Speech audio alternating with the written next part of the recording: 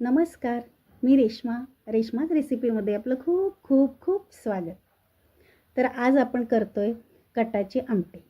तर अतिशय खमंग टेस्टी अशी ही कटाची आमटी आपली तयार होणार आहे. आता काही ठिकाणी याला कटाची आमटी म्हणतात, पुरणाची आमटी म्हणतात किंवा रश्शी म्हणतात, सार म्हणतात. तर आता आपापल्या भागामध्ये तुम्हाला बघा काय म्हणतात ते मला कमेंट करून पण सांगा.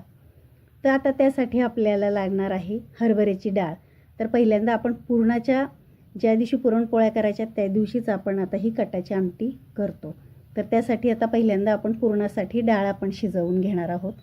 तर 1.5 वाटी मी हरभऱ्याची डाळ घेतलेली आहे. स्वच्छ 2-3 पाण्याने मी धुवून घेतली. आणि आता ही जी डाळ आहे आपल्याला अगदी मऊ छान अशी शिजवायची. तर त्यामध्ये भरपूर असं पाणी घालायचं आहे, कारण आपल्याला आता ते येळवणी आपल्याला त्यातलं बाहेर काढायचं आहे. म्हणजेच त्यातलं शिजलेलं जे पाणी आहे आणि ते पाणी आपण बाहेर काढून त्यापासून आपण आमटी तयार करणार आहोत. मग भरपूर असं त्यामध्ये पाणी घालायचं आहे. आणि आता कुकरला आपण 4 ते 5 शिट्ट्या करून घेणार आहोत मीडियम गॅसवरती. आता तुमच्या कुकरमध्ये कधी डाळ शिजते त्या अंदाजानुसार तुम्ही अगदी मऊ अशी शिजवून घ्या. आता या आमटीसाठी आपण वाटण काढतो आहे. तर 1 चमचा धने घेतलेले आहेत, अर्धा चमचा आल्याचे तुकडे करून घेतलेत बारीक, एक छोटासा दालचिनीचा तुकडा घेतला आहे, मध्यम आकाराचा कांदा उभा कापून घेतला आहे, थोडीशी कोथिंबीर घेतली, 2 चमचे खोबरं किसून घेतलेलं आहे, 1 लसणाची कांडी घेतली. आता एवढं सगळं आपण हे आमटीसाठी वाटण तयार केलेलं आहे. आता आपण हे सगळं वाटण जे आहे आता हे जे भाजून घ्यायचं. तर पहिल्यांदा आपण आता कोरड्या जिन्सा भाजून घेऊयात. तर पहिल्यांदा आता कढई तापायला ठेवली.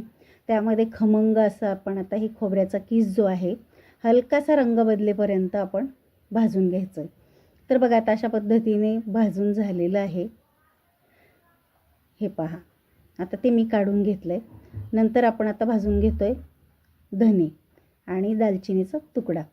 आता त्यामध्ये थोडंसं तेल टाकायचं आहे, म्हणजे त्यामध्ये मस्त असे हे धने भाजले जातात. छान वास सुटेपर्यंत भाजायचं आहे, जास्तही करपवायचं नाही, कारण आमटीला आता करपट वास येईल तसं जर केलं तर. मग हलकंसं वास सुटायला लागला की धने काढून घ्यायचे. तर बघा आता रंग तो हलकासा बदलला आहे आणि वासही छान खमंग सुटला आहे. आता आपण हे काढून घेऊयात. आता नंतर आपण कांदा भाजायचा आहे. तर कांद्याचा सुद्धा रंग जास्तही काळा करायचा नाही, हलका गोल्डन ब्राऊन रंगावर आला की कांदा आपल्याला काढून घ्यायचा आहे.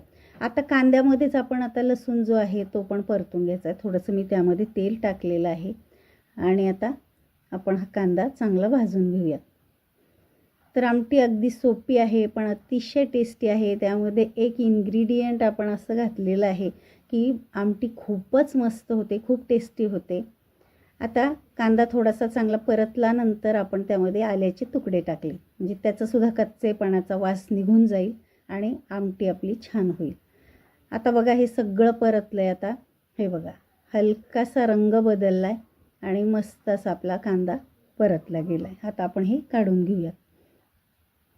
तर आता आपल्या कुकरच्या शिट्ट्या होऊन झाकण पडलं आहे. बघा आता मस्त अशी आपली ही डाळ शिजलेली आहे. पाणीसुद्धा म्हणजेच येळवणीसुद्धा त्यामध्ये राहिलेलं आहे, कारण आपण पाणी टाकतानाच पाणी त्यामध्ये शिल्लक राहील अशाच पद्धतीने पाणी टाकायचं डाळ शिजताना. बघा एकदम मऊ अशी छान डाळ शिजलेली आहे. तर आता बघा आपण चाळणीमध्ये ते जे डाळ आहे ती ओतून घेऊन आपण हे पाणी जे आहे ते गाळून घेतलेलं आहे. तर याला म्हणतात येळवणी, डाळीचं येळवणी. आता या पाण्यापासून आपण ही आमटी तयार करणार आहोत. आता ही जवळपास 1 ते 1.5 वाटी ही येळवणी आपली भरलेली आहे. आता ही आपण बाजूला ठेवून देऊयात आणि हे जे मसाला आहे आपला थंड झाला आहे. आता आपण मिक्सरला वाटून घेऊयात. तर आता सगळं आपण त्यामध्ये काढून घेऊयात आणि बारीक छान अशी पेस्ट करून घ्यायची. जेवढं बारीक पेस्ट होईल तेवढी आमटी पण आपली छान मिळून येईल. आता हे सगळं आपण काढून घेऊया आणि थोडंसं पाणी घालून आपण मिक्सरला वाटून घ्यायचं आहे. आता बघा इन्ग्रेडियंट आपला महत्त्वाचा म्हणजेच आपण 4 ते 5 कढीपत्त्याची पानं स्वच्छ धुवून टाकलीत आणि ही आहेत नागिनीची पानं किंवा खाऊचं पान म्हणतो, खायचं पान म्हणतो. तर हे इतकं महत्त्वाचं आहे. ही आमटी अतिशय टेस्टी होते. आता आपण ज्या दिवशी पुरणपोळी करतो आपण सणावारीच पुरणपोळी करतो, म्हणजेच पूजेसाठी आपण नक्कीच हे पान आणतोच घरी. त्यामुळे नक्की या आमटीमध्ये तुम्ही हे वापरून पहा आणि आमटीसुद्धा कशी झाली मला कमेंट करून पण सांगा. तर आता बघा आपला हा मसाला वाटून छान असा तयार झालेला आहे. आपण आता आमटीला फोडणी द्यायची. तर गॅसवर मी कढई तापायला ठेवलेली आहे. त्यामध्ये मस्त भरपूर असं तेल टाकायचं आहे, कारण तरी आल्यानंतर आमटी खूप छान लागते. त्यामध्ये मोहरी, जिरे, हिंग टाकला आहे, नंतर कढीपत्त्याची पानं टाकलेली आहेत आणि आता हे तमालपत्र आहे, थोडंसं मोठं आहे म्हणून मी 2 तुकडे केलेत त्याचे. आता ते पण त्यामध्ये टाकलं आहे आणि बारीक चिरलेली कोथिंबीर टाकली. आता ह्या ज्या जिन्सा आपण फोडणीमध्ये घातलेल्या आहेत त्या जर चांगल्या तळून जर घेतल्या तर आमटीला अगदी मस्त सुगंध येतो आणि टेस्ट पण खूप छान येते. आता हे मंद गॅसवरती तेलामध्ये एकदा सगळं परतून घ्यायचं आहे. आता बघा एकदम घरामध्ये एकदम छान खमंग असा वास सुटला आहे बघा हे परततानासुद्धा. आता ही कोथिंबीर जी आहे तीसुद्धा मस्त तळली जाते आणि वर जी तरी येते त्यामध्ये ही कोथिंबीर अतिशय सुंदर दिसते पण आणि टेस्ट पण लागते. आता त्यामध्ये चांगलं तळून झाल्यानंतर आपण आता त्यात मसाला वाटलेला जो आहे तो पण परतून घ्यायचा आहे. तर आता तो एकदा मिक्स करून घेऊयात आपण. आता आपण त्यामध्ये टाकणार आहोत एक एक करून वेगवेगळे मसाले. तर बघा आता हलकासा परतला गेलेला आहे, थोडंसं त्यामध्ये तेल सुटायला पण लागलेलं आहे आणि आता आपण कोरडे मसाले त्यामध्ये घालायचे. आता पहिल्यांदा आपण घालूयात हळद, नंतर आपण काळा मसाला आपला घरचा जो वाटलेला असतो तो, नंतर गरम मसाला, जाड मीठ टाकले चवीनुसार. आता तुमच्याकडे जर गरम मसाला नसेल तर मसाल्यामध्ये तुम्ही थोडेसे खडे मसाले घेऊन त्या मसाल्याबरोबर तुम्ही परतू शकता. आणि आता बेडगी मिरची पावडर रंगासाठी मी टाकलेली आहे, आमटीला छान रंग येतो. आता हे सगळं टाकल्यानंतर आपण हे चांगलं असं परतून घ्यायचं आहे की त्या मसाल्याला छान असं तेल सुटलं पाहिजे. आणि हे पण सगळी प्रोसेस अशी जी मंद गॅसवर करायची, जास्त गॅस फुल करायचा नाही. आणि आता तेल सुटल्यानंतर आपण आता मिक्सरच्या भांड्यामध्ये जो मसाला थोडासा लागलेला होता त्यामध्ये पाणी घालून आपण त्यामध्ये टाकलं आहे, म्हणजेच मसाला जो आहे तो वायाला जात नाही. आता ते पण पाणी टाकल्यानंतर पुन्हा आपण थोडंसं परतून घ्यायचं आहे. आणि मी दुसऱ्या शेगडीवरती गॅसवरती मी गरम पाणी करायला ठेवलेलं आहे. आता हे लागेल तसं आपण आता पाणी घालायचं. तर सध्या मी थोडंसं पाणी घातलेलं आहे, पण पाणी पण गरमच घाला, कारण आमटीची टेस्ट अगदी गरम पाण्याने छान येते. आता हे येळवणी जे आपण काढलेलं होतं डाळीचं तर ते त्यामध्ये टाकलेलं आहे.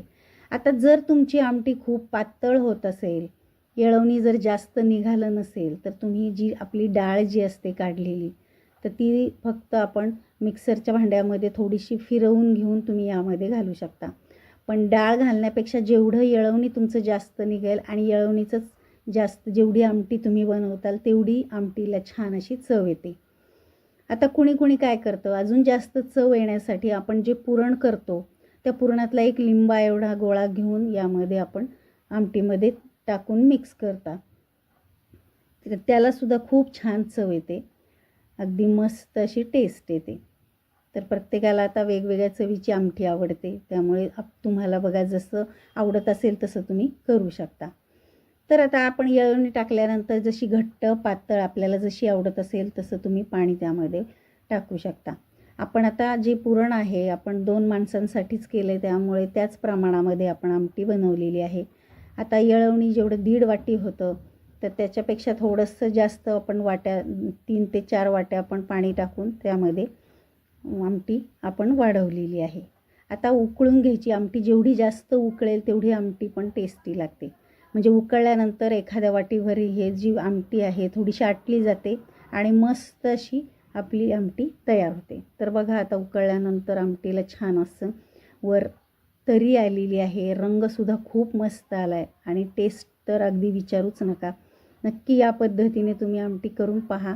चला मग आता छान उकळल्यानंतर आपण आता एका डिशमध्ये काढून घेऊया. तर खाऊचं पान जे आहे ते जर घातलं किंवा आणि कढीपत्ता जर घातला तुम्ही वाटणामध्ये तर अतिशय मस्त टेस्ट येते. तर बघा आता छान असा रंग, त्याचं टेक्स्चर बघा आणि चव तर अगदी भन्नाट आहेच. तर तुम्हाला हा पुरणाच्या आमटीचा किंवा कटाची आमटी किंवा रश्शी किंवा सार हे कसं वाटलं मला कमेंट करून पण सांग. आणि आवडलं असेल तर आपल्या चॅनलला लाईक करा, शेअर करा आणि सबस्क्राईब करा, म्हणजे आपले दररोज जे व्हिडिओ अपलोड होतात त्याचं नोटिफिकेशन तुम्हाला येईल आणि आपल्यात सगळ्यात पहिल्यांदा आपले व्हिडिओ तुम्हाला पाहायला मिळतील. चला तर मग भेटूयात अशाच छान छान नवनवीन रेसिपींच्या व्हिडिओमध्ये. तोपर्यंत बाय बाय, टेक केअर.